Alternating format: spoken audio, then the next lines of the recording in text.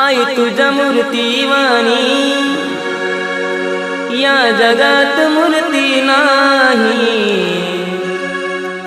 अनमोल जन्म दिला गाई तुझे उपकार फिटणार नाही। अनमोल जन्म दिला गाई तुझे उपकार फिटणार नाही। बालपणी मी खेळत खेळत बालपणी मी खेळत खेळत होत जवताना